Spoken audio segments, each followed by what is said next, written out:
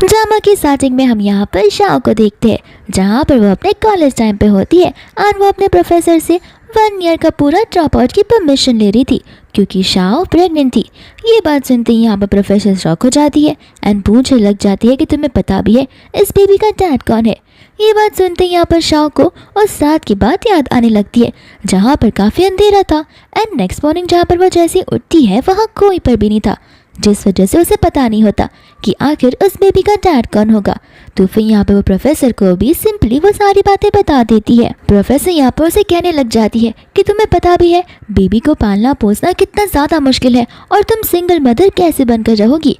शाह यहाँ पर उसे समझाने लग जाती है कि वो एक ऑर्फन है एंड वो हमेशा से चाहती थी कि उसका कोई रिलेटिव हो, तो फिर यहाँ पर वो अच्छे से बेबी का ध्यान रखेगी।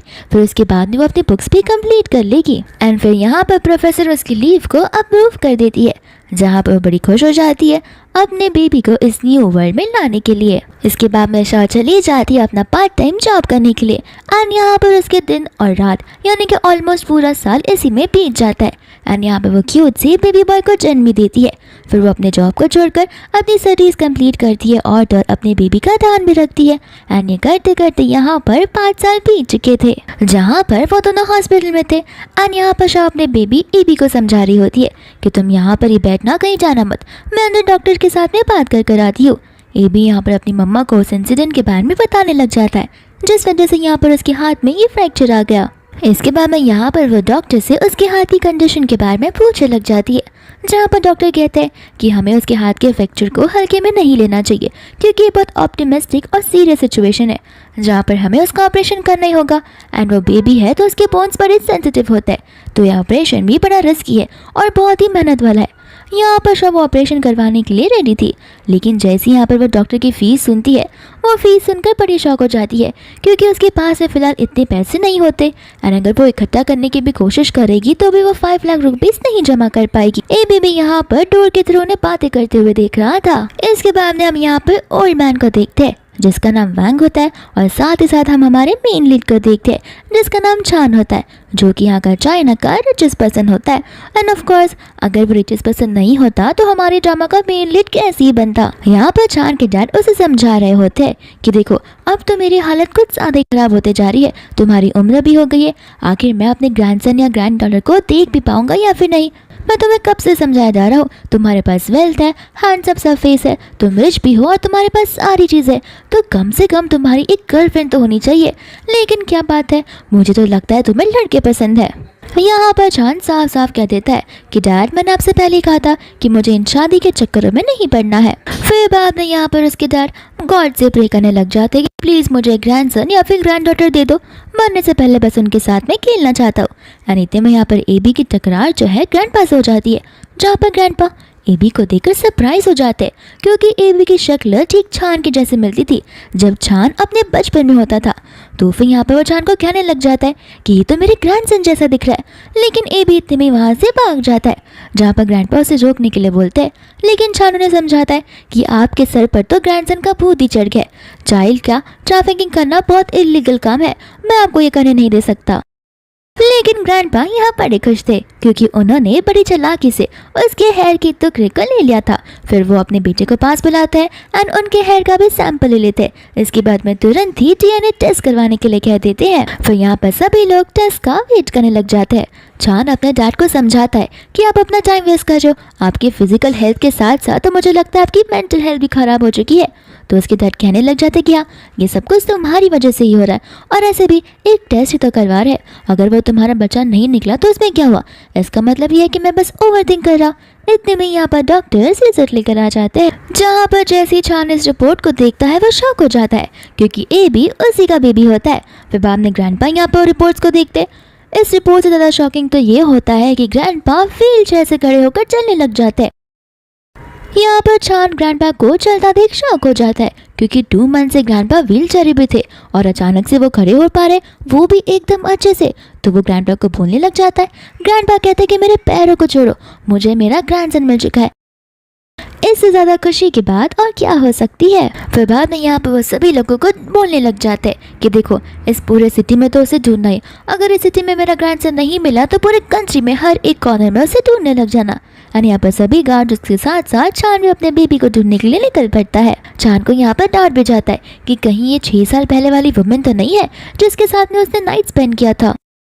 फिर बाद में हम यहाँ पर एबी को देखते हैं जो कि यहाँ पर शाह से कह रहा होता है कि मम्मा उस आंटी की वजह से मेरा हाथ टूटा है तो आप क्या उस आंटी पर केस नहीं करोगे। लेकिन यहाँ पर शाह का ध्यान इस पर नहीं होता है। शाह तो इस बारे में सोच रही होती है कि एबी की हाथ के ऑपरेशन के लिए वो पैसे कैसे जमा कर पाएगी। दूसरे में यहाँ पर ढेर सारे गार्ड्स को देखते हैं जो कि यहाँ पर छान में भिजवाए होते हैं उस हॉस्पिटल में ताकि वो लोग उसकी बेबी को ढूंढ सके। फिर बाद में यहाँ से शाह और तो एबी निकल जाते हैं जहाँ पर हम सिया को देखते जो कि उन्हें देखकर चिल्लाने लग जाती है कि आखिर कब से तुम कहाँ पर थे, तुम्हें पता नहीं है मेरा टाइम कितना प्रीशियस है। एंड सिया वही होती है जिसकी कार से एबी टकरा गया था।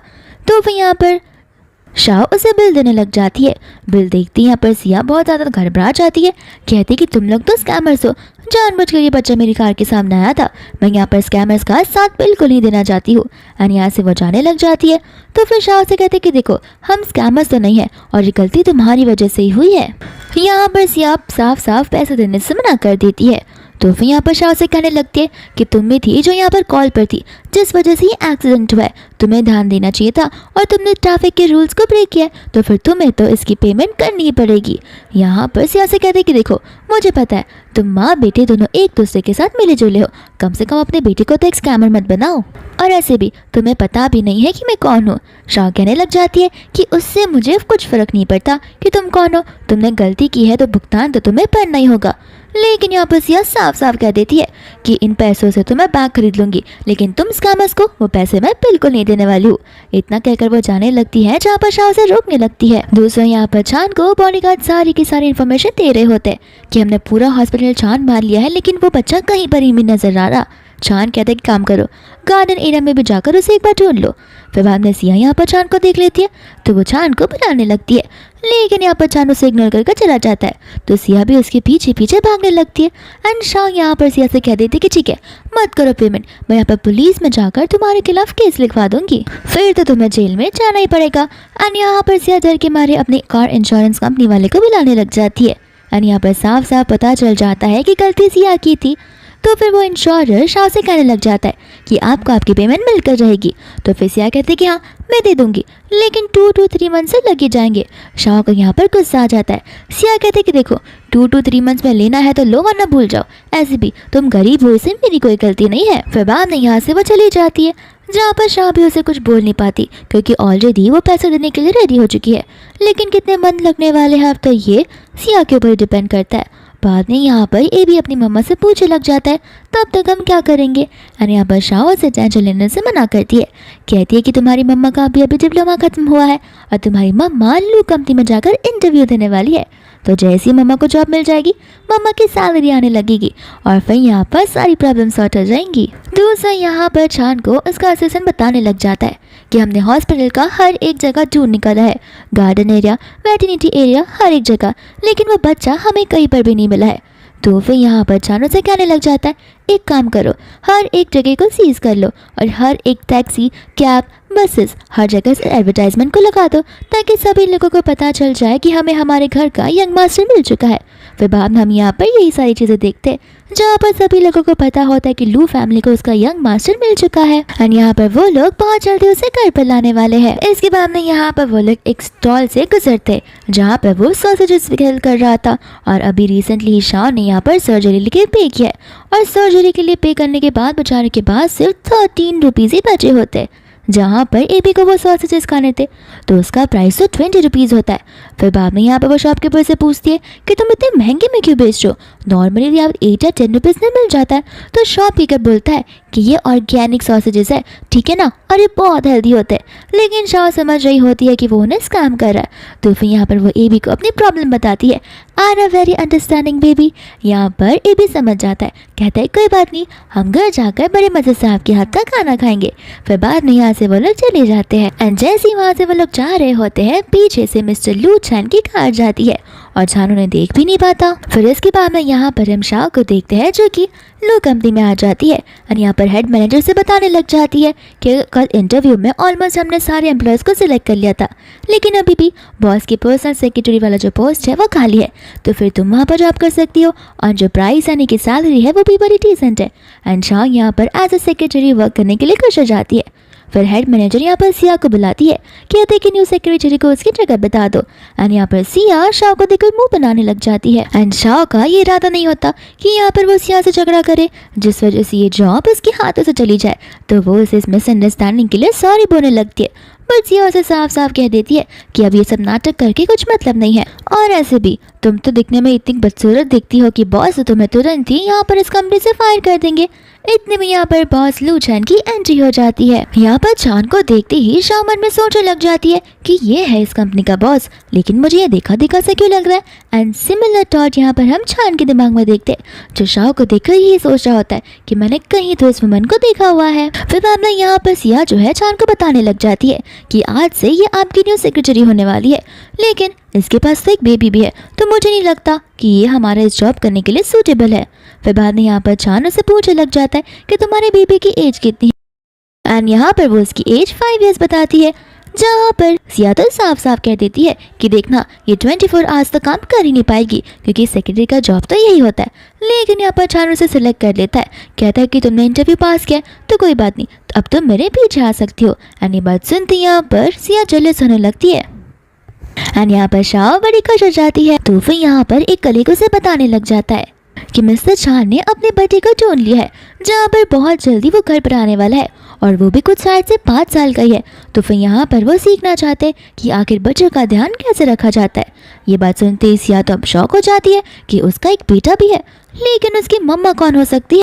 इसके बाद में यहाँ पर वो दोनों कैबिन में होते हैं, जहाँ पर चान शाह से पूछने लग जाता है कि आखिर 5 साल का बच्चा कैसा दिख सकता है। तो फिर शाह यहाँ पे बताने लग जाती है कि मैं अगर मेरे बेबी की बात करूँ तो 5 साल का बच्चा बड़ा क्यूट और साथ ही साथ स्मार्ट भी होता है।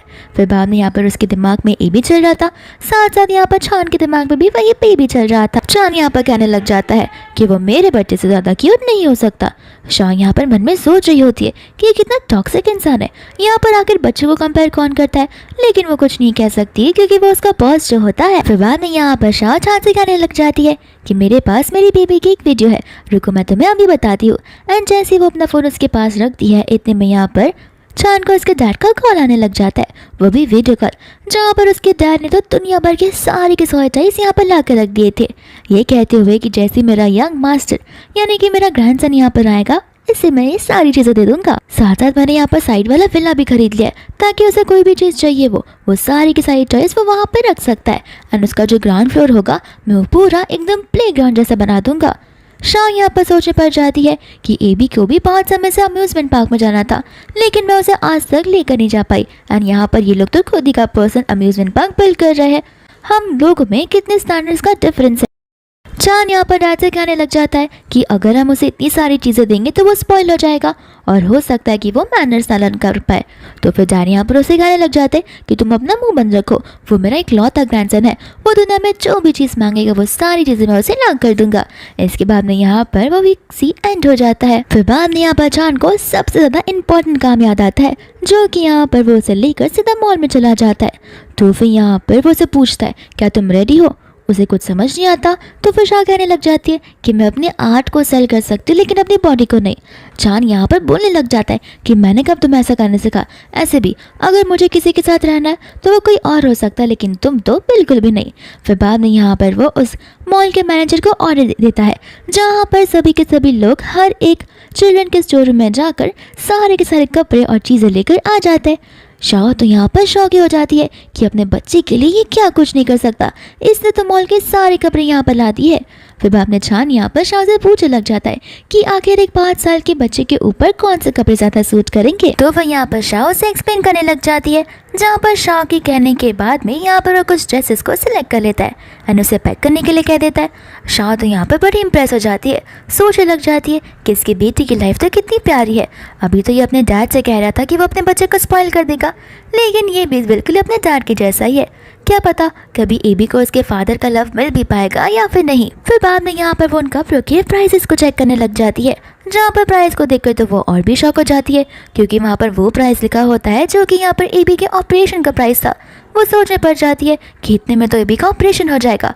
फिर बाद में यहाँ पर छान उस ड्रेस को उसे देखते हुए देख लेता है, तो फिर यहाँ पर वो ड्रेस उसके बच्चे के लिए दे देता है। लेकिन शाह यहाँ पर मना करती है, कहते कि इसका प्राइस कुछ ज़्यादा ही है। वो कहते कि देखो, एक बार मैंने जो सिलेक्ट कर लिया मैं उसे रिटर्न नहीं करता।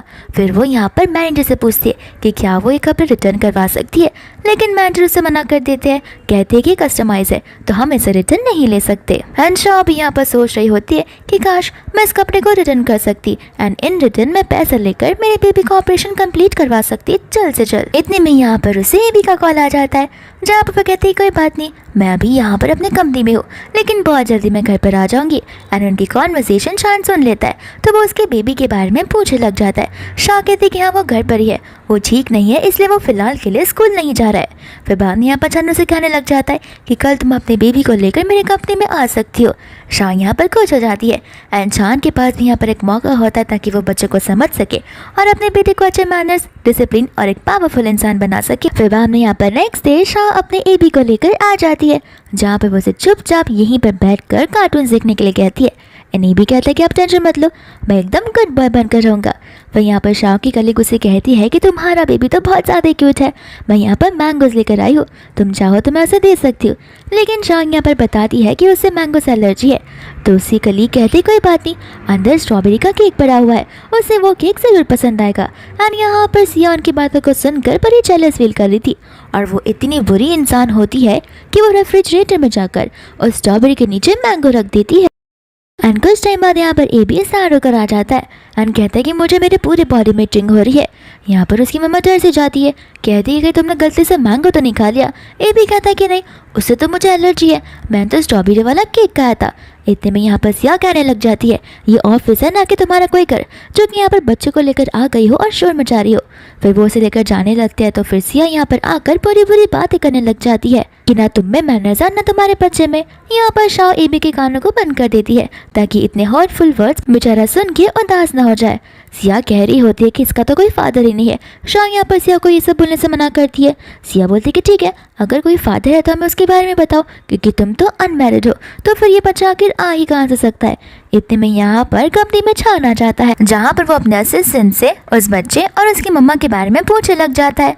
तो फिर असिस्टेंट यहाँ पर बताता है कि हमने बहुत सारी जगह पर ट्राई किया, लेकिन मुझे लगता है कि शायद से वो लोग रेंट पर रह रहे, इस वजह से यहाँ पर किसी भी घर का एड्रेस या फिर नाम ऐसा नहीं है जहाँ पर सिर्फ एक मदर और बेटा रहते हो। फिर बाद में यहाँ पर वो लोग कंपनी के अंदर जाने लगते हैं। दोस्तों यहाँ पर सिया होती है जो कि शॉप पर एलिगेशंस लगा रही थी कि तुम यहाँ पर अपने बच्चे को लेकर आ गई हो ताकि यहाँ पर पूरा दिन मुफ्त की एसी, मुफ्त का खाना खा सके। तुम इतनी शेमलेस हो सकती हो, हमने कभी सोचा नहीं था। शाह यहाँ पर बच्चे के सामने ये सब बोलने से मना करने लगती है। सिया कहते कि ऐसे भी तुम्हें परमिशन किसने दी इस बच्चे को यहाँ पर लाने की। शाह कहने लग जाती है कि मुझे मिस्टर छान ने परमिशन दी है और उन्होंने खुद सामने से कहा था। तो यहाँ पर सिया बोलते कि ये तो पॉसिबल ही नहीं है। साथ साथ यहाँ पर कलीग्स भी सिया का साइड ही लेती है, कहती कि यहाँ पर बच्चे तो पहले से नहीं अलाउड है, और तुम्हें क्या लगता है कि ये बेबी मिस्टर छान का होगा, क्योंकि वो भी अपने बच्चे को ढूंढ ही रहे हैं। यहाँ पर शाह सभी से साफ साफ कह देती है कि मेरे पास तुम लोगों के जैसे फ्री टाइम नहीं है जो मैं यहाँ पर अपने डिल्यूजन वर्ल्ड में ये सारी बातें सोच सकूँ। यहाँ पर एबी सिया को हल्के से धक्का मारता है, कहता है कि मेरी मम्मा को बुली करना बंद करो, तुम तो कितनी बैड वुमन हो। सिया कहते कि ठीक है, तुम्हारी माँ ने तो तुम्हें मैनर्स नहीं सिखाया, लेकिन अब मैनर्स मैं तुम्हें सिखाऊंगी।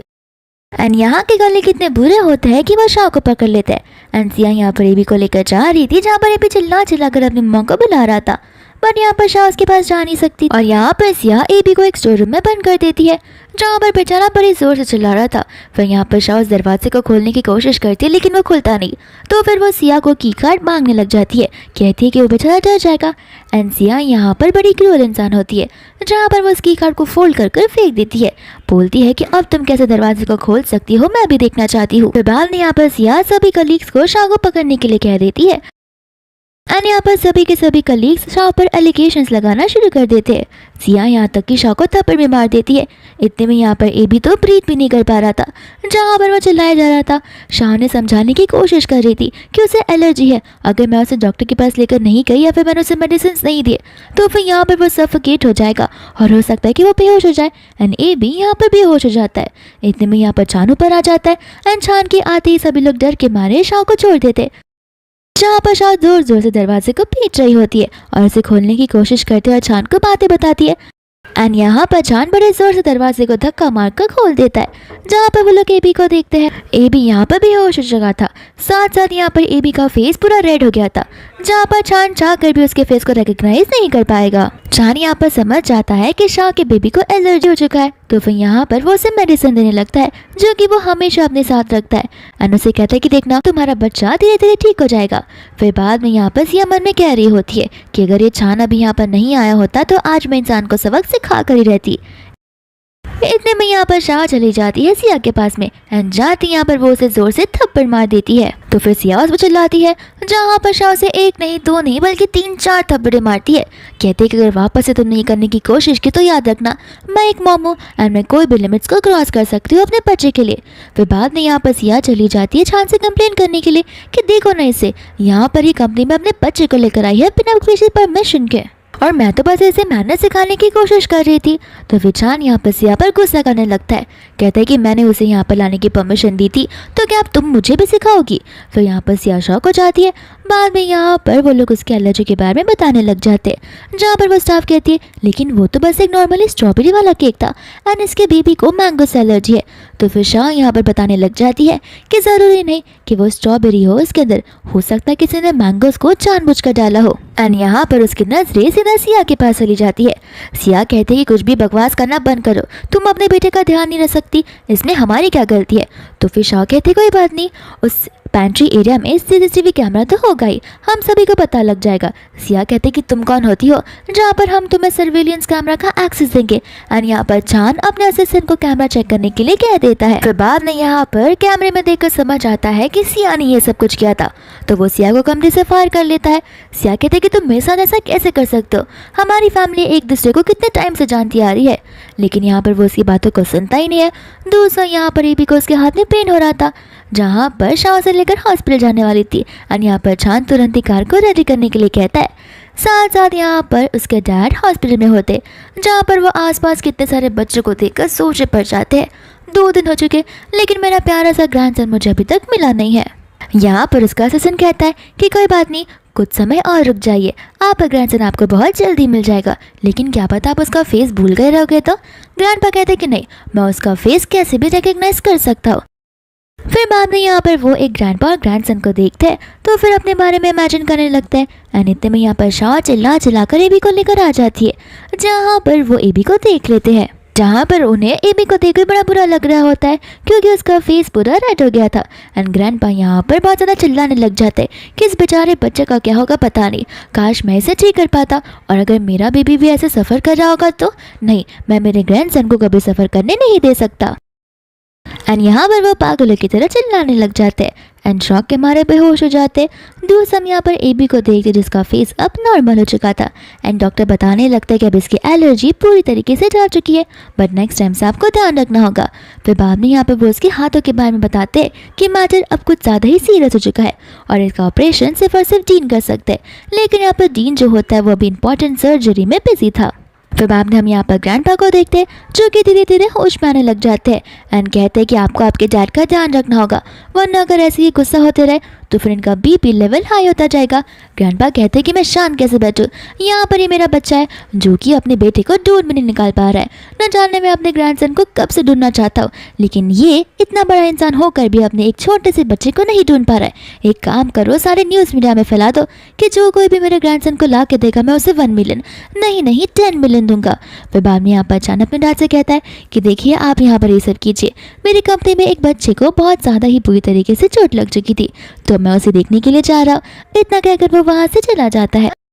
और तो यहाँ पर अंकल और गुस्से में आ जाते हैं कि दूसरों के बच्चों का ध्यान रखने के लिए टाइम है इसके पास, लेकिन खुद के बच्चे को इतना ही ढूंढ पा रहा है, आखिर क्या करूँ मैं मेरे बच्चे का। फिर इसके बाद में यहाँ पर हम देखते हैं शाह को, जहाँ पर वो एबी को आराम करने के लिए कह रही होती है, लेकिन यहाँ पर एक अंकल थे जो कि कुछ ज़्यादा चिल्लाकर बात कर रहे थे। तो शाह जाकर यहाँ पर उन्हें धीमी आवाज़ में बात करने के लिए कहती है और वो सीधा शाह को मुँह पर कह देता है कि अगर इतनी प्रॉब्लम हो रही है तो नॉर्मल वार्ड में क्या कर रही हो, जाओ जाकर अपना VIP रूम बुक कर लो। और साथ साथ यहाँ पर न्यूज़ में भी आ जाता है। तो बाद में यहाँ पर उनकी नज़र जो है न्यूज़ में चली जाती है, जहाँ पर लू कंपनी के प्रेसिडेंट मिस्टर लू चान अपने बच्चे को ढूंढ रहे होते हैं।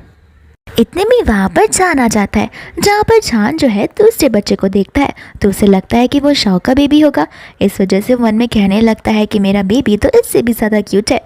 फिर बाप ने बाहर वो उससे बात करने के लिए बुलाता है, जहाँ पर शाओ को वो बताने लग जाता है कि उसकी कंपनी की गलती की वजह से उसके बेटे को वो एलर्जी प्रॉब्लम हुई थी, तो जितना फीस था वो पूरा कंपनी ने पे कर दिया है। साथ साथ यहाँ पर वो शाओ को 3 दिन की छुट्टी भी देता है ताकि वो अपने बच्चे का ध्यान रख सके।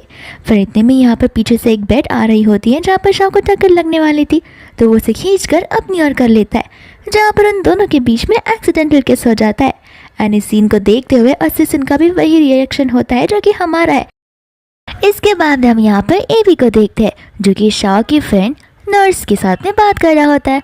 एंड यहाँ पर वो मिनी को पूछने लगता है कि आप इतनी ब्यूटीफुल दिखती हो, आपका बॉयफ्रेंड तो ज़रूर होगा। मिनी उसे कहने लगती कि नहीं, मैं सिंगल हूँ। तो वो कहता है कि ये तो बड़ी अच्छी बात है। एंड यहाँ पर वो खुश हो जाता है, बोलता है कि बड़े होकर मैं आपको प्रपोज करूँगा, फिर मैं आपका बॉयफ्रेंड बनकर आपको प्रोटेक्ट करूँगा। इतने में वहाँ पर शाओ आ जाती है, जो कि मिनी को डीन के बारे में पूछने लगती है। मिनी कहती कि वो तो वीआईपी वार्ड में जहाँ पर वो मिस्टर वैंग को ट्रीट कर रहे, तो फिर तुम वहाँ पर उसे मिल सकती हो। एंड यहाँ पर शाओ एबी को लेकर वहाँ पर चली जाती है ताकि वो डीन से रिक्वेस्ट कर सके उसके बेबी का हाथ का सर्जरी करने के लिए। साथ साथ यहाँ पर हम सिया को भी देखते हैं, जो कि एक गिफ्ट का पूरा बास्केट लेकर आ रही होती है मिस्टर वैंग के लिए, ये सोचते हुए कि छान उससे माफ़ कर देगा। फिर यहाँ पर शाओ और एबी पहुँच जाते हैं 4th फ्लोर पर, लेकिन यहाँ का गार्ड उन्हें अंदर जाने नहीं देता। इतने में ही वहीं पर सिया भी आ जाती है एंड यहाँ पर वो शाओ से कहने लग जाती है कि तुम्हें क्या लगता है मिस्टर वैंग से ज़्यादा इम्पोर्टेंट तुम्हारी बच्चे की लाइफ है? ऐसा तो बिल्कुल भी नहीं है, और अगर तुम्हें लगता है कि तुम डीन से मिल पाओगी तो ऐसा पॉसिबल ही नहीं है, क्योंकि जब तक मैं यहाँ पर हूँ मैं तुम्हें डीन से मिलने भी नहीं दूंगी। शाओ यहाँ पर सिया को चिल्लाने लग जाती है, कहती कि एक तो मेरे बेटे की ये हालत तुम्हारी वजह से हुई है, तुमने अगर उसे कार से टक्कर नहीं मारा होता तो आज ही नॉर्मल होता, और यहाँ पर तुम उल्टा मुझे चिल्ला रही हो। तो वो यहाँ पर सिया उस पर कहते कि हाँ, मैं तुम्हें अंदर जाने देने नहीं वाली हूँ। सिया तो यहाँ पर उससे बहुत ज़्यादा झगड़ने लग जाती है। शाओ से कहते कि देखो मेरे साथ पंगा मत लो वरना तुम्हारे लिए बहुत बुरा होगा, और मैं तो डीन से मिलकर रहूँगी। सिया को यहाँ पर गुस्सा आ जाता है, जहाँ पर उन दोनों गार्ड्स को कहती है कि इसे अभी के अभी यहाँ से लेकर जाओ, लेकिन शाओ साफ साफ कहती थी कि खबरदार अगर तुमने मुझे टच करने की कोशिश की तो मैं बिना डीन से मिले यहाँ से नहीं जाने वाली। फिर बाद में यहाँ पर सिया उस पर ज़ोर ज़ोर से चिल्लाने लग जाती है, जहाँ पर शाओ गुस्से में आ जाती है। दोस्तों हम अंदर का सीन देख रहे होते हैं, जहाँ पर सेम हालत मिस्टर वैंग के साथ हो रही थी। वो बहुत ज़्यादा इरिटेट हो रहे थे और गुस्से में थे, क्योंकि उन्हें उनका ग्रैंडसन नहीं मिल रहा था। एंड यहाँ पर वो डीन उन्हें समझाने की कोशिश कर रहा था। इतने में यहाँ पर उन्हें बाहर से चिल्लाने की आवाज़ आती है, जहाँ पर शाओ जो है सिया का हाथ ही मरोड़ देती है। इतने में यहाँ पर मिस्टर वैंग का असिस्टेंट और डीन बाहर आ जाते और उन्हें शोर मचाने से मना कर देते। फिर बाद में यहाँ पर सिया से कहने लग जाती है कि इसे अभी यहाँ से बाहर निकाल दो। दूसरा यहाँ पर शाओ डीन से कहने लग जाती है अपने बेटे की सिचुएशन के बारे में, बट यहाँ पर सिया होती है जो उन्हें पूरा स्कैमर्स बनाने लग जाती है एंड कहती है कि आप मिस्टर वैंग पर ही कॉन्सेंट्रेट करें, इस पर ना करेंगे तो भी चलेगा, ये कोई इंपॉर्टेंट वुमेन नहीं है। एंड यहाँ पर शाओ डॉक्टर को कन्विंस करने में लग जाती है। डॉक्टर कहते हैं कोई बात नहीं, ये तो एकदम छोटा सा बच्चा है, मैं इसका ध्यान जरूर रखूंगा, और वो उसे लेकर जाने लगते हैं, जहाँ पर सिया उन्हें टोक देती है। और तो यहाँ पर वो डीन को वार्निंग देने लग जाती है कि क्या तुम पक्का श्योर हो यहाँ पर तुम मिस्टर वैंग को छोड़कर इस बच्चे की ट्रीटमेंट करने जा रहे हो? क्योंकि देखो मिस्टर वैंग तुम्हारे लिए बड़े इंपॉर्टेंट क्लाइंट है और ये हॉस्पिटल भी उन्हें बिलोंग करता है। अगर तुम यहाँ पर उन्हें प्रायोरिटाइज करने के बदले इस बच्चे को प्रायोरिटाइज करोगे तो तुम्हें भी पता है अंदाज़ा क्या होगा। ऐसे भी ये बच्चा थोड़ी ना लो फैमिली का बच्चा है। इतने में यहाँ पर गार्ड्स होते हैं जो कि शाओ को पकड़ लेते हैं एंड छान यहाँ पर आ जाता है। इतने में यहाँ पर एबी को गुस्सा आ जाता है, जहाँ पर वो एक छोटे से बॉम्ब को रिलीज कर देता है जिसमें खांसने वाला स्मोक होता है एंड फटाक से वो अपनी मम्मा को मास्क दे देता है, साथ साथ खुद भी मास्क पहन लेता है। अब उसने मास्क पहन लिया था, जहाँ पर जाकर भी छान उसे पहचान नहीं पाएगा। फिर बाद में यहाँ पर सिया उस पर चिल्लाने लगती है। एबी कहता है कि मुझ पर मत चिल्लाओ, तुमने मेरी मम्मा को बुली किया। एंड यहाँ पर वो छान को सारी बातें बताने लग जाता है, जहाँ पर छान डीन को सबसे पहले उस बच्चे को चेकअप करने के लिए कहता है एंड वो लोग वहाँ से चले जाते हैं, जहाँ पर सिया को बड़ा गुस्सा आ जाता है। कहने लग जाते हैं कि वापस से छान आ गया, इस वजह से वो मेरे जंगल से छुट चुकी, लेकिन बहुत जल्दी मैं यहाँ पर इसका जीना हराम कर दूंगी। फिर छान यहाँ पर सिया को पूछता कि तुम यहाँ पर क्या कर रही रही हो। तो वो बड़ी खुशी खुशी बताने लगती है कि अंकल को ठीक नहीं था ना, इसलिए मैं यहाँ पर उन्हें देखने के लिए आ गई। लेकिन यहाँ पर चान उसे साफ साफ अंदर आने से मना कर देता है। कहता है कि मेरे डैड को रेस्ट की ज़रूरत है, तुम आओगे तो यहाँ पर बहुत बड़ा तमाशा खड़ा हो जाएगा। और वो असिस्टेंट को भी यहाँ पर सिया को अंदर आने से मना कर देता है, जहाँ पर असिस्टेंट उसे अंदर आने से साफ साफ ना कह देता है। तो फिर यहाँ से उसे मुंह फुलाकर जाना ही पड़ता है। फिर चान यहाँ पर जैसे उस रूम के अंदर आता है, अंकल उसके ऊपर पिलो फेंक देते हैं। कहते हैं कि हट जाओ मेरी नज़रों से, मुझे तुम्हें देखना भी नहीं है। चान उन्हें समझाने की कोशिश करता है कि मैं अपनी पूरी कोशिश कर रहा हूँ, लेकिन यहाँ पर अंकल तो पूरे बच्चे बन जाते हैं, जहाँ पर वो अपने ग्रैंडसन को देखने की जिद पकड़ ही लेते हैं। फिर बाद में हम यहाँ पर शाह और एबी को देखते हैं, जहाँ पर डीन ने एबी का ट्रीटमेंट कर दिया होता है, लेकिन यहाँ पर उन्हें डेंजर से बाहर निकलने के लिए कहता है। बोलता है कि लेकिन हाथों का ध्यान अभी भी करना होगा और तो और डेली यहाँ पर हाथ के इस मसाज और एक्सरसाइज के लिए आना होगा। फिर बाद में यहाँ पर वो उसे बिल दे देता है, जहाँ पर शाह के पास फिलहाल तो इतने पैसे अवेलेबल नहीं थे। तो फिर डीन यहाँ पर उसे कुछ समय देता है। कहता है कि तुम लू की फैमिली में काम करती हो, इस वजह से यहाँ पर मैं तुम्हें कुछ समय का वक्त देता हूँ। और यहाँ पर शाह बड़ी खुश हो जाती है। फिर इसके बाद में हम यहाँ से एक ह्यूज स्टडी को देखते हैं, जो कि यहाँ पर शाह होती है एंड यहाँ पर वो बलून्स को सेल कर कर पार्ट टाइम जॉब कर रही होती है। इतने में यहाँ पर चान और असिस्टेंट उसे देख लेते हैं। असिस्टेंट कहता है कि आपने इसे 3 दिन की छुट्टी इसलिए दी थी ताकि वो अपना और बच्चे का ध्यान रख पाए, लेकिन यहाँ पर तो वो पार्ट टाइम जॉब करती है। फिर यहाँ पर चान उसे कुछ काम करने के लिए कहता है। इतने में यहाँ पर एक इंसान आता है, जो कि वो सारा का सारा बलून ढेर सारे पैसे देकर खरीद लेता है। एंड यहाँ पर वो अपनी मॉम को कॉल कर बता रही होती है कि कोई तो गधा इंसान आया था जो इस छोटे से बलून के लिए ढेर सारे पैसे देकर चला गया। एंड चान यहाँ पर उसकी बातों को सुन भी लेता है। फिर यहाँ पर रात हो जाती है, जहाँ पर चान नोटिस करता है कि ये तो डिलीवरी का भी काम करती है। चान यहाँ पर एक क्लब में जा रहा होता है, जहाँ पर शाह वहाँ पर भी पहुँच जाती है। असिस्टेंट कहते हैं कि आखिर इसके पास कितनी सारे पार्ट टाइम जॉब्स है और इन सारे जॉब्स को एक साथ हैंडल कैसे कर पा रही है। चान असिस्टेंट को भेज देता है ताकि वो हॉस्पिटल में जाकर उसके बच्चे पर चेक ऑन कर सके। फिर बाद में यहाँ पर लू उस कमरे में चला जाता है, जहाँ पर वो अपने फ्रेंड जी से मिलता है। और तो यहाँ पर जी कोई और नहीं बल्कि सिया का ही भाई होता है। वो उसे कहने लग जाता है कि देखो सिया और हमारा रिलेशन कितने टाइम से है, तो फिर प्लीज़ तुम उसे माफ़ कर दो और कंपनी में वापस ले लो। यहाँ पर लूचान कहता है कि देखो इस बारे में मुझे सोचना होगा, क्योंकि उसने जो काम किया है वो ठीक नहीं है। फिर बाद में यहाँ पर वो लोग ड्रिंक करने लग जाते हैं, जहाँ पर हम सिया को देखकर वो बाहर से उन्हें देखकर बड़ी खुश हो रही थी। और हमें यहाँ पर फ्लैशबैक का सीन दिखाया जाता है, जहाँ पर सिया ने बड़ी चालाकी से उसके ड्रिंक में कुछ तो मिला दिया था। इतने में सिया यहाँ पर शाह को देखती है। साथ साथ यहाँ पर चान जो है सी को यहाँ पर वार्निंग देता है कि तुम्हें अपनी बहन को सुधार कर रखना होगा, वो ठीक नहीं है। फिर बाद में यहाँ पर सिया होती है, जो कि शाह को ताने मार रही थी कि तुम तो ऐसे सब काम करने के लिए बनी हो, लगता है तुम्हें भी कंपनी से फायर कर दिया गया है। शाह कहती कि मुझे तो नहीं, लेकिन तुम्हें ज़रूर फायर किया है। तो फिर सिया बोलती है कि देख लेना, मुझे बहुत जल्दी कंपनी में वापस बुला लेंगे, क्योंकि चान मुझसे दूर रह नहीं सकता और बहुत जल्दी हमारा परिवार एक होने वाला है। शाह यहाँ पर हंसने लग जाती है, कहती कि तुम जैसे लड़कियों को एक्सेप्ट कौन कर सकता है, मुझे ये बात समझ ही नहीं आती। तो फिर सिया गुस्से में आ जाती है, कहती कि कोई बात नहीं, बहुत जल्दी तुम्हें पता चल जाएगा कि मैं लू की फैमिली को ही बिलोंग करती हूँ। इतने में यहाँ पर हम देखते जहाँ पर चान वहाँ से जाने लग जाता है एंड जैसे वो बाहर निकलता है उसे चक्कर सा आने लगता है एंड सिया तुरंत ही उसके पास भाग जाती है और उसे लेकर जाने लगती है, लेकिन चान यहाँ पर उसे धक्का मार देता है। फिर भी सिया उसे लेकर जा रही होती है, जहाँ पर चान गुस्से में आकर उसे गले को पकड़ लेता है। सिया कहते कि तुम्हें तो बहुत टाइम से एक बेबी चाहिए था, मैं तुम्हें वो दे सकती हूँ, लेकिन यहाँ पर चान उसे धक्का मार देता है और उसे अपने आप से दूर कर लेता है। कहने लगता है कि मेरे पेशेंस को टेस्ट मत करो वरना तुम्हारा बड़ा बुरा हाल होगा। एंड यहाँ पर शाह ये सीन देखकर सिया का मजाक उड़ाने लग जाती है, कहती कि अरे वाह, मैं देख सकती हूँ कि यहाँ पर मिस्टर चान तुमसे कितना ज़्यादा ऑब्सेस्ड है। फिर यहाँ पर चान शाह को देखता है, जहाँ पर वह शाह को लेकर एक रूम के अंदर चला जाता है एंड ये चीज़ देखकर सिया बड़े गुस्से में आ जाती है। यहाँ पर शाह से रोकने लग जाती है, लेकिन चान उसे उसकी हेल्प करने के लिए कहता है। तो शाह सोच में पड़ जाती है कि एबी को इसी ने मेडिसिन देकर टाइम पर बचाया था, वरना एबी को कुछ भी हो सकता था। तो फिर यहाँ पर उनके बीच में मेकआउट हो जाता है, जिसके बाद में यहाँ पर चान उससे माफ़ी मांगता है एंड कहता है कि तुम जो कहोगी मैं तुम्हें देने के लिए रेडी हूँ। एंड शाह को यहाँ पर एबी के जितने भी फीस होते हैं उसी की याद आती है, तो फिर यहाँ पर वो उसे पैसे मांग लेती है एंड यहाँ पर चान भी उसे पैसे दे देता है, जहाँ पर शाह बड़ी खुश हो जाती है कि एबी का हॉस्पिटल का बिल अब पे हो चुका है। इसके बाद में यहाँ पर असिस्टेंट अंदर आ जाता है, जहाँ पर वह कहने लगता है कि लगता है मैडम शाओ के लिए सबसे ज़्यादा इम्पोर्टेंट पैसे ही है। तो फिर यहाँ पर भी जान सोच में पड़ जाता है कि लगता है मैं तो उसे दिखाई देता ही नहीं हूँ। इसके बाद में वो उसके बेटे की कंडीशन के बारे में पूछता है।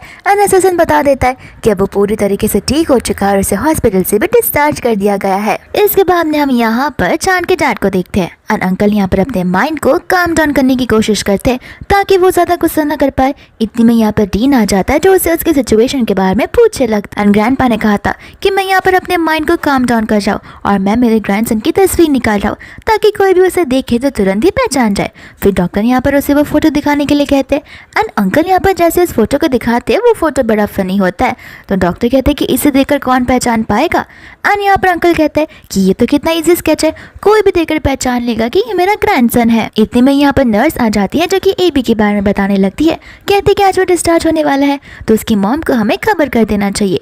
एबी का नाम सुनते ही यहाँ पर वो उसके बारे में पूछने लगता है, जहाँ पर डीन बताता है कि वो 6 साल का है और उसके हाथ में फ्रैक्चर था। ये बात सुनते ही यहाँ पर अंकल को याद आता है कि उस बच्चे के हाथ में भी फ्रैक्चर था। तो वो समझ जाता है कि ये तो उसका ग्रैंडसन ही हो सकता है और वो उसे मिलने के लिए तुरंत ही वहाँ से दौड़ पड़ता है। फिर इसके बाद हम यहाँ पर एबी को देखते हैं जो कि अपने घर पर होता है और यहाँ पर वो एप्पल को खाने वाला था। इतने में उसकी मम्मा शाह आकर उस एप्पल को खाने से मना करती है क्योंकि एबी ने उसे वॉश नहीं किया होता। एबी कहता है कि वॉश करके क्या करूँगा, आप यहाँ पर टैप वाले वाटर को बॉईल कर पिलाती हो लेकिन आप उस टैप वाटर से इस एप्पल को धोती हो तो सेम ही बात हुई ना। एंड यहाँ पर इसका जवाब शाह के पास होता ही नहीं है। वो उसे कहती है कि कुछ भी सवाल तुम पूछते हो एंड चली जाती है एप्पल को वॉश करने के लिए। इसके बाद में यहाँ पर शाह के फ़ोन पर कॉल आने लगता है जहाँ पर शाह एबी को ही कॉल पिक करने के लिए कहती है। एंड जैसे एबी यहाँ पर कॉल पिक करता है वो होते हैं अंकल यानी कि उसका ग्रैंडपा। एंड यहाँ पर वो उसे उसका नाम कंफर्म करता है। एबी कहता है कि हाँ मैं वही बात कर रहा हूँ। तो फिर यहाँ पर ग्रैंडपा बताने लग जाते हैं कि मैं तुम्हारा ग्रैंडपा हूँ और मैं तुमसे मिलने के लिए आ रहा हूँ तो तुम मुझे अपना एड्रेस बता दो और मैं तुम्हें प्रॉमिस करता हूँ। एबी कहता है कि तुम तो स्कैमर हो, मैं यहाँ पर ना तुम्हें मेरा नंबर दूंगा ना तुम्हें घर का एड्रेस दूंगा और ना ही मेरी मम्मा के कार्ड का पिन बताऊंगा। यहाँ पर अंकल हंसने लग जाते, कहते कि तुम तो बड़े स्मार्ट हो, तुम पक्का यहाँ पर लू फैमिली की ही जीन में से आए हो और बहुत जल्दी मैं तुम्हें ढूंढूंगा और मैं तुम्हारे यहाँ पर ही आ रहा हूँ। एबी को यहाँ समझ नहीं आ रहा होता कि आखिर ये अंकल मेरे घर पर कैसे आएंगे। इतने में यहाँ पर उसे घर पर सिया आ जाती है और गुस्से में आकर उसके हाथों से फोन लेकर कट कर देती है। यहाँ पर अंकल भी सोचने लगते हैं कि आखिर इसका फोन अचानक से कट कैसे हो गया और वो यहाँ पर एबी को लेकर जाने लगती है जहाँ पर शाओ एबी को चुरा देती है, कहती कि तुम्हें यहाँ से जाना चाहिए। दूसरा यहाँ पर अंकल को लगता है कि शायद से मेरा ग्रैंडसन खतरे में हो सकता है तो फिर यहाँ पर वह ड्राइवर को जल्दी से जल्दी वहाँ पहुँचने के लिए कहता है। साथ साथ यहाँ पर वह छान का कॉल तो लगाता है लेकिन छान का फ़ोन बंद आ रहा था और वो अपने बेटे पर आए दिन और भी ज़्यादा गुस्सा होने लग जाता है। ग्रैंडपा को यहाँ पर गुस्सा आता है कि कोई भी अगर मेरे ग्रैंडसन को तकलीफ पहुँचाएगा तो मैं उसे जिंदा नहीं छोड़ूंगा। साथ साथ यहाँ पर सिया होती है जो कि उसे घर के एग्रीमेंट्स बताने लगती है, कहती कि यहाँ के लैंडलॉर्ड ने मुझे घर सेल कर दिया है तो अपना सामान पैक करो और यहाँ से निकल जाओ। शाह कहते कि मुझे तो कुछ बात पता नहीं है, मुझे यहाँ पर ये बात लैंडलॉर्ड से पूछनी होगी।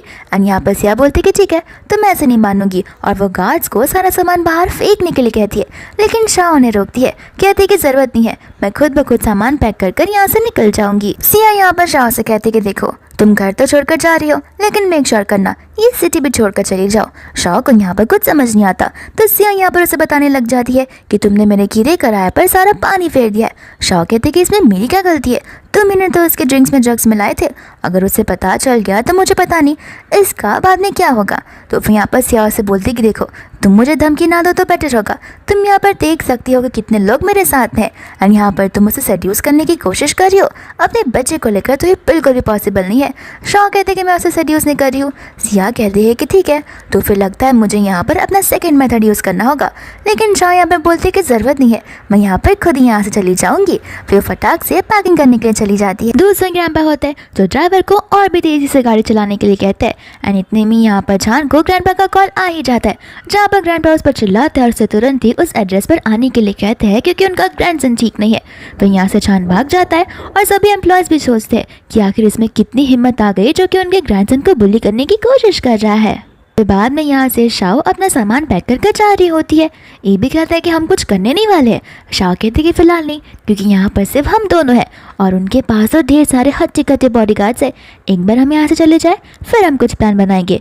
इतने में यहाँ पर सिया का ड्रामा अभी तक खत्म नहीं होता।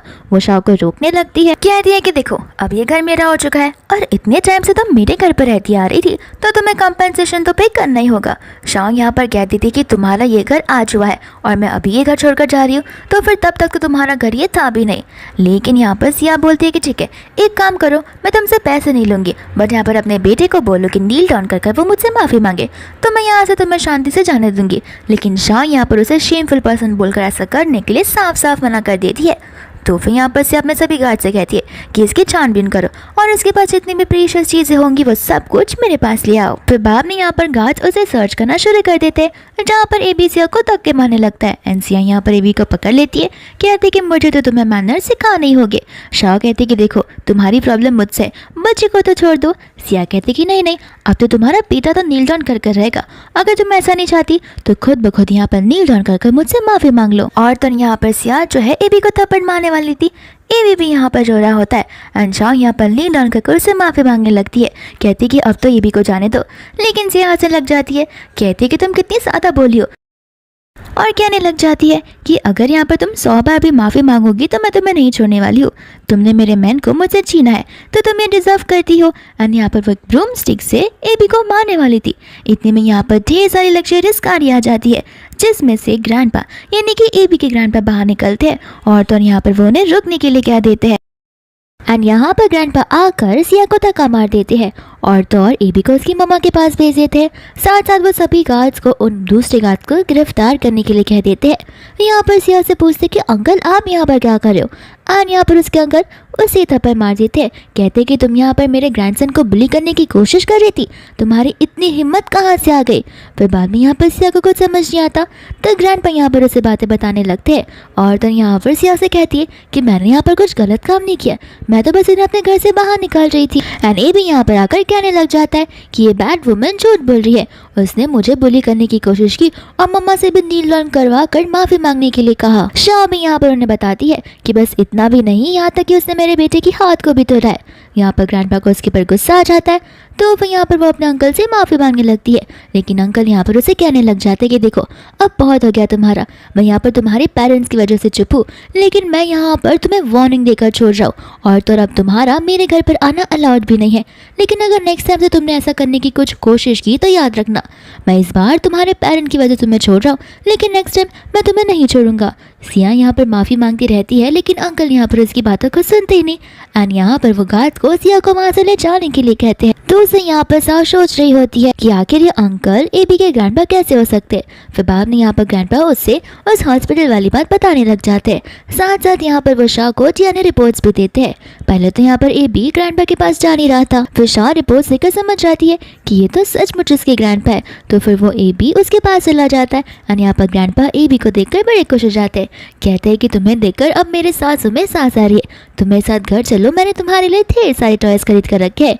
ये भी यहाँ पर मना कर देता है, कहता है कि मैं अपनी मम्मा के साथ रहना चाहता हूँ। ग्रैंडपा यहाँ पर हंसने लगते, कहते कि हाँ मैं भी तो ये कह रहा हूँ, शाह तुम अपने बेटे को लेकर मेरे घर आ सकती हो, फिर हम एक साथ रह सकते। लेकिन शाह यहाँ पर मना कर देती है, कहते हुए कि इनअप्रोप्रिएट है। ग्रैंडपा कि माफ़ कर देना, ये शुरुआत है, मैं समझ सकता हूँ, तो मैं तुम्हारे लिए दूसरे घर में रहने के लिए अरेंजमेंट कर सकता हूँ, फिर बाद में धीरे धीरे जैसे तुम कंफर्टेबल हो जाओगी हम वैसे ही करेंगे। शाह भी यहाँ पर सोचने पड़ जाती है कि आखिर वो एबी को लेकर कहाँ पर ही जा सकती है और वो एबी को नुकसान नहीं पहुँचा सकती, इसलिए वो ग्रैंडपा की बात को मानकर उसे थैंक यू बोलने लगती है। इतने में यहाँ पर ग्रैंडपा चान को कॉल कर सारी बातें बता देते हैं कि मैं उन्हें विला में शिफ्ट कर रहा हूँ। तो यहाँ पर चान कहता है इससे अच्छा ये है कि आप अपने ग्रैंडसन को लेकर घर ही आ जाइए ना। ग्रैंडपा कहते कि नहीं, उससे अपनी मम्मा के साथ रहना है, तो फिर हमें वैसा ही करना चाहिए जैसा वो चाहता है।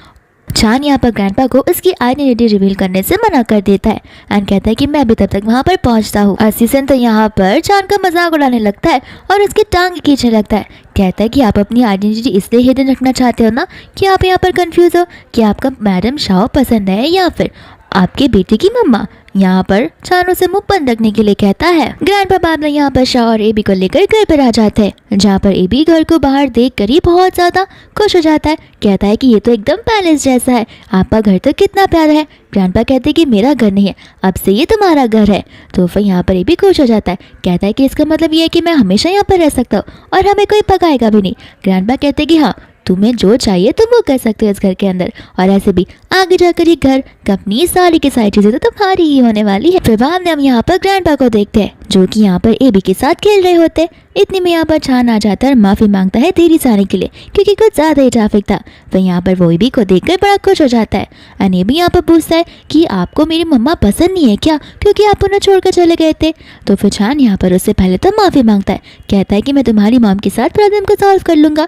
तो वो उसकी मम्मा के बारे में पूछने लगता है, जहाँ पर ग्रैंडपा बताते हैं कि वो तो अब अपने काम पर चली गई है। कितने इनह्यूमन है इसे कंपनी वाले, आधी रात को भी काम पर बुलाते हैं। इसके बाद में यहाँ पर छान को चीख आने लगती है, जहाँ पर ग्रैंडपा फटाक से अपने ग्रैंडसन को ले लेते हैं। कहते हैं कि मेरे ग्रैंडसन से दूर जाओ, तुम बीमार पड़ जाओगे तो फिर मेरे ग्रैंडसन को भी बीमार कर दोगे। और वो अपने ग्रैंडसन को लेके बड़े प्रोटेक्टिव होते हैं। फिर बाद में यहाँ पर वो कहने लग जाते हैं कि तुम्हें एबी की मम्मा से शादी करनी होगी। एंड ये बात सुनते यहाँ पर छान को वो नाइट याद आने लगती है जिस रात को क्लब में वो शाह के साथ में था। तो फिर ग्रैंडपा को वो शादी करने के लिए मना कर देता है, कहता है कि मुझे वक्त चाहिए इस बारे में सोचने के लिए। ग्रैंडपा कहते हैं कि तुम तो कितने बुरे इंसान हो, कोई रिस्पॉन्सिबिलिटी लेने के लिए रेडी नहीं हो। फिर यहाँ पर छान कहते हैं कि मैंने कब ऐसा कहा, एंड रिस्पॉन्सिबिलिटी सिर्फ शादी कर थोड़ी ना ली जाती। ग्रैंडपा यहाँ पर गुस्से आ जाते हैं एंड गुस्से में आकर वो यहाँ से अपनी बेटी को घर से बाहर निकाल देते हैं और उसकी बातें सुनने के लिए भी रेडी नहीं होती। यहाँ पर छान उस बच्चे का नाम सुनकर शॉक हो जाता है। असिस्टेंट कहते हैं कि ऐसा सेम नेम तो शाह के बेटे का भी है, कहीं शाह ये तो उसकी मम्मा नहीं। एंड यहाँ पर छान को हॉस्पिटल का सीन याद आता है। वो कहता है कि नहीं, ए भी उसका सन नहीं हो सकता क्योंकि मैंने उसके सन को तो ऑलरेडी देखा हुआ है, ए भी तो कुछ ज़्यादा ही क्यूट है।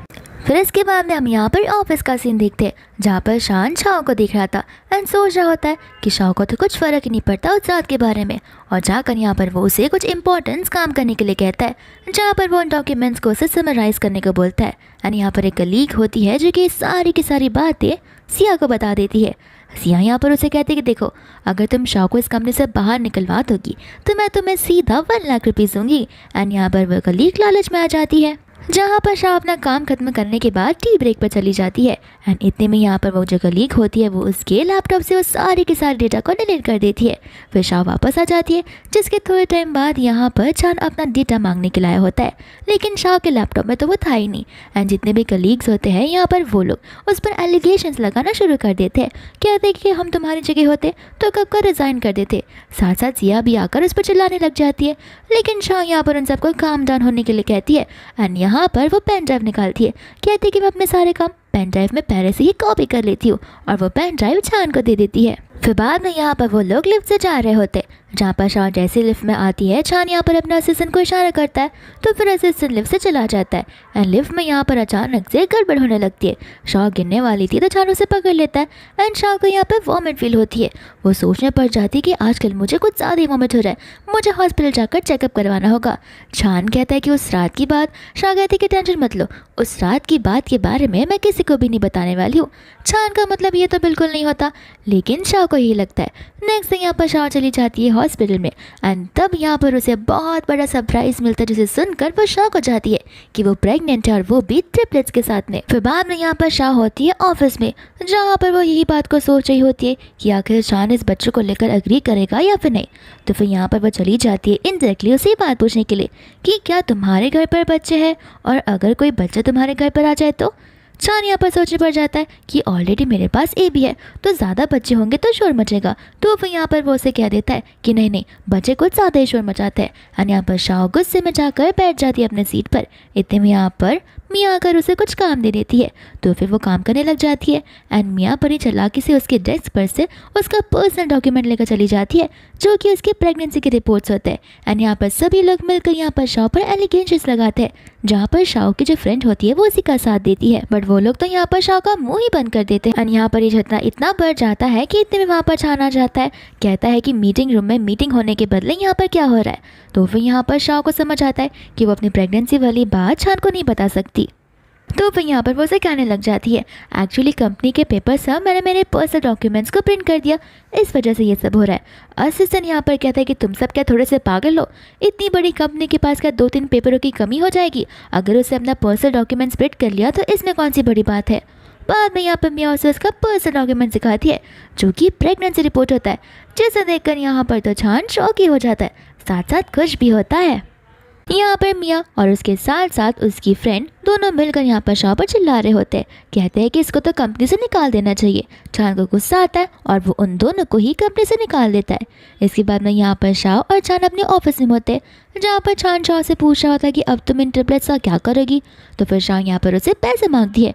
चान कहता है कि कैसे पैसे। शाह बोलती है अब तुम चाहते हो कि अबॉर्शन भी मैं खुद के पैसों से करवाऊँ, लेकिन यहाँ पर चान उसे अबॉर्शन करवाने से साफ साफ मना कर देता है। शाह कहते हैं कि देखो मैं ऑलरेडी मेरे बच्चे को पाल रही हूँ, मैं यहाँ पर 3 और बच्चों को पालना अफोर्ड नहीं कर सकती हूँ। तो फिर चान कहता है कि किसने तुमसे कहा सारी रिस्पॉन्सिबिलिटी लेने के लिए, मैं भी यहाँ पर उन बच्चों के लिए रिस्पॉन्सिबल हूँ और मैं तुमसे शादी करूँगा। ये बात सुनते यहाँ पर शाह बड़ी कश हो जाती है। इसके बाद में हम यहाँ पर ग्रैंडपा को देखते जो कि एबी के साथ वीडियो कॉल पर होते हैं और वो अपने फ्रेंड को एबी से मिलवा रहे होते हैं। इतने में यहाँ पर चान आ जाता है जो कि यहाँ पर उन्हें शादी के लिए मना कर देता है। ग्रैंडपा उस पर गुस्सा करते। चान कहते कि डैड मेरी बात को समझने की कोशिश कीजिए, लेकिन उसके डैड इस बात को समझने के लिए रेडी नहीं थे। जहाँ पर चान को शाह के रिपोर्ट्स पता नहीं होते। ग्रैंडपा कहते कि पॉसिबल ही नहीं है, हमारे पूर्वजों से और जन्मों जन्मों से हम सिर्फ एक ही बेटे को जन्म देते आ रहे, तुम ट्रिपलेट्स को जन्म दे सकते हो, ये तो पॉसिबल ही नहीं है। फिर बाद में यहाँ पर चान में और उसके डैड में झगड़ा होने लगता है, जहाँ पर उसके डैड की हार्ट कंडीशन कुछ ज़्यादा ही सीरियस हो जाती है। तो चान चाह कर भी उन्हें कुछ बोल नहीं पाता। फिर यहाँ पर रात हो जाती है, जहाँ पर शाह घर पर आ जाती है और यहाँ पर वह चान को टेक्स्ट कर रही होती है, जहाँ पर चान का रिप्लाई आ जाता है कि माफ़ कर देना, मैं किसी और से शादी कर रहा हूँ, लेकिन इन बच्चों के लिए मैं तुम्हें कंपेंसेशन पे करने के लिए रेडी हूँ। अरे बात सुनते यहाँ पर शाह बड़ी अपसेट हो जाती है। फिर बाद में यहाँ पर शाह पेंट्री एरिया में होती है, जहाँ पर उसकी कलीग्स जो होती है वो अपने बॉस यानी कि चान के बेटे के बारे में बात कर रही थी एंड कहने लग जाती है कि वो उसकी मम्मा के साथ में बहुत जल्दी शादी करने वाला है। ये बात सुनकर उसे और अच्छा नहीं लगता। इतने में यहाँ पर चान आ जाता है जो कि शाह से बात करने लगता है एंड कहने लगता है कि तुमने अपना डिसीजन बना लिया। शाह कहते हैं कि हाँ, मैं यहाँ पर उन 3 बच्चों को जन्म दूंगी और तो और उसका खर्चा हाफली मैं उठाऊंगी और हाफली तुम्हें उठाना होगा, और रही बात शादी की तो मुझे भी तुम्हारे साथ शादी करने में कुछ इंटरेस्ट नहीं है। इतना कहकर वो वहाँ से सीधा चली ही जाती है। फिर बाद में यहाँ पर शाह अपने घर पर होती है, जहाँ पर स्टाफ आ जाते हैं उससे एक ब्यूटीफुल सा ड्रेस लेने के लिए, कहते हुए कि मास्टर ने आपको ये ड्रेस एक इवेंट में पहनने के लिए भेजा है और आप और एबी को वहाँ पर इन्वाइट किया है। तो फिर बाद में हम यहाँ पर सिया के घर वालों की वो भी देखते हैं, जहाँ पर वो लोग प्लाटिंग कर रहे होते हैं कि किस तरीके से यहाँ पर वो लोग शाह को रास्ते से हटा देंगे। फिर सिया यहाँ पर उस इवेंट में होती है, जहाँ पर वो किडनैपर्स को कॉल कर सारे इंस्ट्रक्शन देने लग जाती है एंड किडनैपर्स यहाँ पर आकर उसकी बेबी को किडनैप कर लेते हैं और वो उसे टिक्की के अंदर डाल रहे थे। एंड शाह बहुत स्मार्ट होती है, जहाँ पर वो उसी वैन के अंदर बैठकर वैन को चलाकर लेकर चली जाती है। तो बाद में यहाँ पर शाह एबी ग्रैंडपा से मिलते हैं, जहाँ पर शाह ग्रैंडपा को वो सारी बातें बताने लग जाती है। ग्रैंडपा कहते कि टेंशन मत लो, मैं बहुत जल्दी पता कर लगा लूंगा कि आखिर किसकी इतनी हिम्मत हुई मेरे ग्रैंडसन को किडनैप करने की और तुम्हें नुकसान पहुंचाने की। ग्रैंडपा यहाँ पर एबी को लेकर चले जाते हैं क्योंकि उसे कपड़े फट चुके थे एंड यहाँ पर शाह उस इवेंट के अंदर आ जाती है, जहाँ पर इवेंट के अंदर आते ही सिया के सभी फैमिली मेंबर्स उसे टारगेट करने लगते हैं, साथ साथ उसका भाई ज़ीबी। सभी लोग यहाँ पर शाह को इंसल्ट करते, जहाँ पर शाह कहती है कि मुझे लग रहा है यहाँ पर आप लोग मुझे देखकर कुछ ज़्यादा इनसिक्योर फील कर रहे हो, क्योंकि यहाँ पर आप लोग चाहते हो कि सिया को यहाँ पर वो पोजीशन मिल जाए जो कि मेरी है। सिया यहाँ पर उसे उल्टा सीधा कहने लगती है, बोलते कि देखना चान यहाँ पर जैसे ही आएगा वो मेरे पापा के बोलने पर वही कहेगा जो मेरे पापा उसे कहेंगे, और ज़ीबी उसका बहुत टाइम से फ्रेंड है तो वह यहाँ पर वो उसी की बात मानेगा। शाह कहते कि अरे ये तो बड़ी अच्छी बात है, अगर ऐसा पॉसिबल है तो कर लो, मैं यहाँ पर तुम्हें रोकने वाली बिल्कुल भी नहीं हूँ। इसके बाद में जी यहाँ पर उसे 5 मिलियन का चेक देने लगता है, कहता है कि इन पैसे को लो और यहाँ पर से हमेशा हमेशा के लिए चली जाओ। एंड शाह यहाँ पर उस चेक को ले लेती है। फिर बाद में यहाँ पर कहते हैं कि बस 5 मिलियन में मेरा क्या ही होगा। सिया उसे कहती है कि ज़्यादा ग्रीडी मत बनो, 5 मिलियन तुम्हारे लिए कुछ ज़्यादा ही है, जितना दिया है उतने में ही खुश रहो। शाह उसे कहते कि देखो ये 5 मिलियन तो लू फैमिली के लिए कुछ भी नहीं है, मैं अगर मेरे फादर इन लॉ से कह दूँ कि मुझे 50 मिलियन अभी 1 मिनट में चाहिए तो वो मुझे तुरंत ही ला के दे देंगे, वो मुझे किसी चीज़ के लिए ना नहीं बोलने वाले। तो अगर तुम्हें मुझे यहाँ से भेजना है तो अपना प्राइस तो बढ़ाना होगा ही। यहाँ पर वो लोग उसके ऊपर गुस्सा करने लगते। सी कहता है कि देखो इतने पैसे बहुत है, एंड यहाँ पर शाह उसके चेक को फाड़ कर फेंक देती है। सिया कहती है कि लगता है ये ऐसे नहीं मानेगी, हमें इसे यहाँ से बाहर तक के मार कर निकालना ही होगा। फिर बाद में यहाँ पर ग्रैंडपा और चान साथ में होते हैं, जहाँ पर ऐसे सुनाकर उन्हें बातें बताने लग जाता है। एंड चांद तुरंत ही वहाँ से निकल पड़ता है। सिया जो है यहाँ पर शाह के बारे में बुरी बुरी बातें बोली थी, जहाँ पर शाह सिया की रियलिटी सभी को बताने लग जाती है कि वो कितनी क्रूअल इंसान है और उससे एबी के साथ क्या क्या किया है। सिया बोलते कि देखो कोई तुम पर भरोसा करने ही नहीं वाला है। यहाँ पर वो उसके साथ जबरदस्ती करने लगती है, जहाँ पर शाह तो सिया को थप्पड़ मारकर दूर ही कर देती है। फिर बाद में यहाँ पर वो लोग शाह को माफी मांगने के लिए कहते, लेकिन शाह यहाँ पर साफ साफ मना कर देती है। सिया यहाँ पर आकर उसे थप्पड़ मारती है, कहती है कि तुम्हें क्यों लगता है छान तो मेरे साथ कभी भी शादी करेगा और तुम्हें एक्सेप्ट करेगा। छान का नाम सुनने के बाद वह सोच में पड़ जाती है, छान तो मेरा बॉस है, क्या छान मेरे बेटे का फादर है। और तो यहाँ पर इतने में ही छान आ जाता है, जहाँ पर छान को देखकर शाह कुछ ज़्यादा इमोशनल हो जाती है। छान यहाँ पर शाह से कहता है कि जो कुछ भी हुआ मुझे वो सारी बातें बताओ, लेकिन यहाँ पर शाह कुछ बोल ही नहीं पा रही थी। सिया कहती है कि तुम इसकी बातों को मत सुनो। सिया की मॉम और उसके डैड भी यहाँ पर छान से कहते हैं कि हमारी बेटी तुम्हारी फियांसी है, तुम्हें उसका साइड लेना चाहिए। सिया कहती है कि हाँ, ये तो एबी की मम्मा बनने के भी काबिल नहीं है। ये बात सुनते ही यहाँ पर छान को समझ आ जाता है कि एबी की मॉम कोई और नहीं बल्कि शाह ही है। और तो यहाँ पर वो शाह से भी कंफर्मेशन लेता है, जहाँ पर शाह से हाँ कहती है, और ये बात जानते ही वो उसे तुरंत ही हक करने लग जाता है। सिया ये चीज़ को देखकर बड़ी शौक हो जाती है एंड छान गुस्से में आ जाता है कि कहता है कि तुम ही वो थी जिसने मेरे बेटे को उस दिन मैंगो खिलाकर एलर्जी करवा दी थी। और वो तुरंत ही उसे एक नहीं बल्कि 2-3 थप्पड़ मारने लग जाता है। यहाँ पर आंटी जो है छान पर चिल्लाने लग जाती है। इतने में यहाँ पर ग्रैंडपा ने जिन गार्ड्स को किडनैपर्स को पकड़ने के लिए भेजा था वो लोग भी यहाँ पर आ जाते हैं, जहाँ पर शाह छान को सारी बातें बताती है कि किस तरीके से सिया ने उनकी किडनैपिंग करवाने की कोशिश की थी। तो फिर यहाँ पर छान उस पर और गुस्सा करने लगता है एंड यहाँ पर सिया झूठ बोलती है, जहाँ पर किडनैपर्स उसकी पोल को खोल देते हैं। इतने में यहाँ पर ग्रैंडपा आते हैं, जहाँ पर सिया की मम्मा और वो आंटी ग्रैंडपा से कहने लगती है कि आखिर मेरी बेटी का क्या होगा। ग्रैंडपा कहते हैं कि हमें इस एंगेजमेंट को कैंसिल करना होगा। तो फिर आंटी यहाँ पर बोलती है कि यह एंगेजमेंट तो हमारी फैमिली की बेटी के साथ में तय हुई थी। ग्रैंडपा कहते हैं कि देखो, पहली बात तुम्हारी बेटी के साथ में हुई थी, ये तो तुम्हारी ऑर्फन वाली बेटी है, हमें से कुछ प्रॉब्लम नहीं है, लेकिन तुम ज़रा इसकी नीयत को देखो, ये कितनी बुरी इंसान है। मेरे पास इसके काले करतूत के हर एक चिट्ठे है, तुम चाहो तो मैं तुम्हें बता सकता हूँ।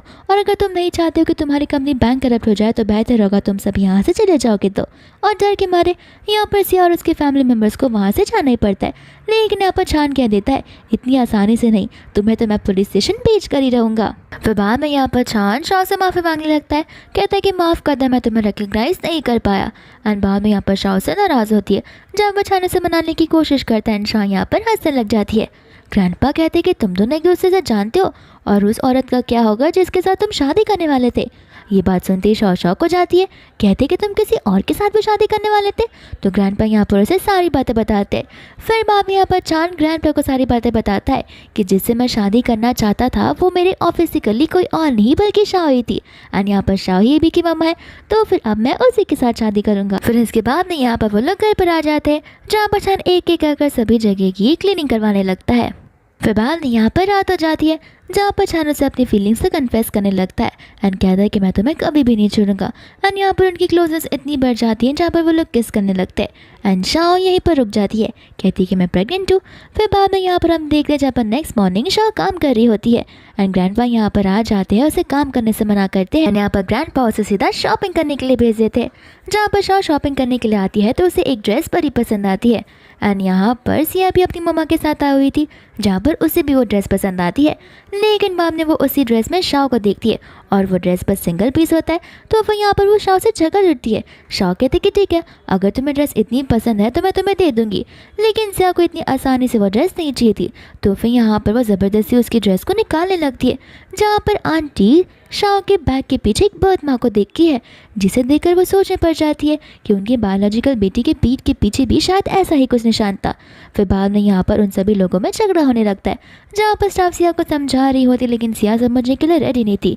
इतने में छान यहाँ पर आ जाता है, जो उन दोनों पर चिल्लाना शुरू कर देता है, खासकर कि आंटी को, कि भले ही आपकी बायोलॉजिकल बेटी ना हो लेकिन इसका मतलब ये नहीं कि आप उसे मैनर सिखाना भूल जाओगी। अगर आपको इसके काम पता चलेंगे तो आप खुद इसे बेटी बुलाना बंद कर दोगी। लेकिन आंटी कहती है कि जो भी हो ये मेरी ही बेटी है। फिर यहाँ से वो लोग चले जाते हैं। फिर इसके बाद में यहाँ पर वो तीनों की अच्छी सी क्यूट सी फैमिली घर पर होती है, जहाँ पर शाह को नेक्स्ट डे ऑर्फन जाना था एक इवेंट के लिए एंड यहाँ पर वो कपड़े डिसाइड करती है। साथ साथ यहाँ पर जब वो लोग किस करते हैं तो फिर ए भी अपनी आंखों को बंद कर लेता है। फिर बाद में ए भी यहाँ पर छान को बताने लग जाता है कि किस तरीके से उसकी मॉम हर साल उस ऑर्फन में जाया करती है उन सभी बच्चों के लिए। साथ साथ हम यहाँ पर सिया की फैमिली को भी देखते हैं जो सेम ही ऑर्फन में जा रहे होते हैं। इसके बाद में यहाँ पर शाओ आ जाती है, जहाँ पर वो लोग उसके ब्लड सैंपल्स को मांगने लगते हैं और वो उन्हें दे देती है। एंड आती यहाँ पर वो वहाँ की मैनेजिंग स्टाफ से मिलकर बड़ी खुश हो जाती है। एंड बाद में यहाँ पर शाओ अपने पुराने वाले फ्रेंड से मिलती है। हालांकि वो उसके फ्रेंड्स नहीं होते, बल्कि वो लोग इसी ऑर्फन में पले बड़े थे, जहाँ पर वो लोग इस बार ऑर्फन को डोनेशन देने के लाए होते हैं। एंड यहाँ पर वो लोग शाओ का मजाक उड़ाने लगते हैं कि शाओ तो यहाँ पर कुछ डोनेट ही नहीं कर सकती है। लेकिन इतने में यहाँ पर असिस्टेंट आ जाता है 1 मिलियन का डोनेशन देकर, जिसे देखकर सबकी बोलती बंद हो जाती है। इतने में यहाँ पर सिया की मम्मा आकर शाओ पर गुस्सा करने लगती है। एंड यहाँ के स्टाफ मैनेजर को शाओ हमेशा से मॉम बुलाया करती है, क्योंकि उसने उसे पाला पोसा होता है। दूसरा हम यहाँ पर जी को देखते जो कि ब्लड सैंपल से कलेक्ट करके टेस्ट करवा रहा होता है। आखिर उसकी मम्मा के सैंपल के साथ में किस लड़की का सैंपल मैच हो रहा है, क्योंकि यहाँ पर वो अपनी खोई हुई बायोलॉजिकल सिस्टर को ढूंढ रहा था। यहाँ पर आंटी तो शाओ के पर बहुत चिल्लाने लगती है। साथ साथ सिया और आंटी मिलकर शाओ पर एलिगेशंस लगाते हैं कि वो बड़ी इंसान बुरी है, और तर वो सारी बातें बताते हैं जो भी हुई है। तो फिर यहाँ पर स्टाफ मैनेजर शाओ को कहने लगती है कि तुम जैसी लड़की तो अब यहाँ पर नहीं आ सकती, मुझे नहीं पता था कि तुम इतनी बुरी बन जाओगी। तो वो उसे वहाँ से भेजने लगती है, जहाँ पर शाओ कितना भी ट्राई करे वो उनकी बातों को सुनने के लिए रेडी नहीं थी। एंड इतने में जी यहाँ पर आकर उन्हें रोकने लग जाता है। इसका मतलब ये किसी को पता चल जाता है कि शाओ ही उसकी बायोलॉजिकल सिस्टर है। यहाँ पर आकर वो सभी को रिपोर्ट्स बुलाने लगता है, जहाँ पर आंटी सबसे पहले उसका बर्थ मार्क देखते उसे हक करने लगती है। सिया यहाँ पर ये सब देखकर बहुत ज़्यादा जेलस फील करती है। यहाँ पर तो उसके डैड बहुत ज़्यादा खुश हो जाते हैं कि उन्हें उनकी खोई हुई बेटी अब वापस मिल चुकी है। इतने में यहाँ पर छान आ जाता है। उसे पता होता है कि सिया की फैमिली उसे बुली कर रही है, तो वो आंटी को और शाओ को दूर कर देता है, जहाँ पर आंटी कहती है कि मुझे मेरी बेटी से दूर मत करो। एंड यहाँ पर शाओ और आंटी उसे सारी बातें बताने लग जाते हैं, जहाँ पर आंटी कहती है कि तुम्हें तो मुझसे परमिशन मांगनी होगी शाओ से शादी करने के लिए, क्योंकि मैं उसकी बायोलॉजिकल मदर हूँ। एंड यहाँ पर शान उनसे परमिशन मांगता है, जहाँ पर उसे परमिशन मिल जाती है और वो बहुत खुश हो जाता है। लेकिन आंटी कहती है कि वो मेरी बेटी है तो तब तक वो मेरे घर पर रहेगी शादी के पहले। एंड यहाँ पर वो उसे लेकर घर चली जाती है, जहाँ पर वो उसे उसका रूम दिखाती है। कहती है कि जब से तुम गई हो तब से ये रूम वैसा का वैसा ही है, तुम चाहो तो इसे डिज़ाइन भी कर सकती हो। एंड मेरी पिछली गलतियों के लिए प्लीज़ मुझे माफ़ कर देना, और मैं एक बेटर मदर और पर्सन बनने की पूरी कोशिश करूंगी। फिर बाद में यहाँ पर चांद घर पर आता है, जहाँ पर अंकल और आंटी से ढेर सारे गिफ्ट देने लगते हैं एज अ डावरी। एंड यहाँ पर सिया वो सब देख रही होती है, कहती है कि ये सब तो मेरे लिए संभाल कर रखा था ना। आंटी कहती है कि पहले तो शाओ की शादी होगी, इसलिए ये सब फिलहाल शाओ के लिए। एंड सिया यहाँ पर जेलस फील करने लगती है, जहाँ पर वो ऊपर शाओ से बात करने के चली जाती है और वो उसे सुनाना शुरू कर देती है। कहते कि तुम्हें पता है मैं बहुत जल्दी कुछ करने वाली हूँ, जिस वजह से यहाँ पर मेरे पेरेंट्स मुझे रिजेक्ट कर देंगे। यहाँ पर शाओ बड़ी चालाक होती है, क्योंकि वो सारी चीज़ें रिकॉर्ड कर रही थी। और यहाँ पर सिया खुद ब खुद तीरों से नीचे गिर कर शाओ के ऊपर इल्ज़ाम लगाना शुरू कर देती है। यहाँ पर अंकल आंटी को समझ नहीं आ रहा होता कि आखिर वो किस पर भरोसा करे। यहाँ पर छान आ जाता है, तो फिर यहाँ पर शाओ छान से पूछती है कि तुम्हें मुझ पर भरोसा है। छान कहता है कि हाँ। एंड सिया तो यहाँ पर सारा ब्लेम उस पर डाल रही थी। बाद में यहाँ पर शाओ सभी को रिकॉर्डिंग सुनाना शुरू कर देती है, जहाँ पर सभी के सभी लोग शॉक हो जाते हैं। एंड यहाँ पर सिया भी अपने पेरेंट्स पर चिल्लाती है। अंकल आंटी यहाँ पर कहते हैं कि देखो हमारा प्यार तुम्हारे लिए कम कभी भी नहीं हुआ था, लेकिन आज तुमने जो किया है वो बहुत बुरा किया है। भले हम यहाँ पर डायरी में उसे इतनी सारी चीज़ें देते रहे, लेकिन तुम्हारे लिए भी हमने बहुत सारी चीज़ें संभाल कर रखी है, लेकिन तुम तो बहुत ज़्यादा ही ग्रीडी पर्सन हो। इतने में यहाँ पर पुलिस आती है रिपोर्ट्स लेकर कि यहाँ पर उसने उस बच्चे का किडनैपिंग करवाया था, और उसे लेकर चली जाती है। फिर बाद में यहाँ पर छान उसे कहता है कि तुम्हें अपना ध्यान रखना होगा, तुम्हारे पेट में ट्रिपलेट्स है। एंड ट्रिपलेट्स वाली बात सुनकर उसका भाई जी, अंकल और आंटी सभी के सभी लोग शॉक हो जाते हैं। फिर बाद में हम यहाँ पर सीधा 9 मंथ्स के बाद का सीन देखते हैं, जहाँ पर शाओ गार्डन एरिया में पानी दे रही होती है। तो फिर उसके फादर इन लॉ और भी उसकी मदद कर रहे थे, क्योंकि शाओ बैठे बैठे बोर हो रही थी। इतने में यहाँ पर शाओ के मम्मा दादा जी और तो और छान आ जाता है, जहाँ पर उसके डैड और मॉम चिल्लाने लगते हैं छान के डैड पर कि आखिर तुम मेरी बेटी से काम कैसे करवा सकते हो, तुम तो कितने बुरे इंसान हो। शाह कहते कि मैं खुद ही से काम कर रही हूँ, ये लोग मुझसे काम नहीं करवा रहे। एंड इतनी टाइम में यहाँ पर शाह को स्टमक में पेन होने लगता है, जहाँ पर आज उसकी डिलीवरी की डेट होती है। फिर हम सीधा यहाँ पर उसके तीनों ट्रिपलेट्स को देखते हैं, जहाँ पर स्टाफ उन्हें लेकर गोद में थी। साथ साथ यहाँ पर ए भी अपने भाइयों को पाकर बहुत ज़्यादा खुश हो रहा था। एंड उसे खुश देख दूर से शाओ और छान भी खुश हो रहे थे। छान यहाँ पर कहता है कि मुझे कभी नहीं पता था कि मुझे इतनी ब्यूटीफुल वाइफ और इतनी ब्यूटीफुल लाइफ मिलेगी। एंड इसी के साथ ये ड्रामा यहीं पर खत्म हो जाता है।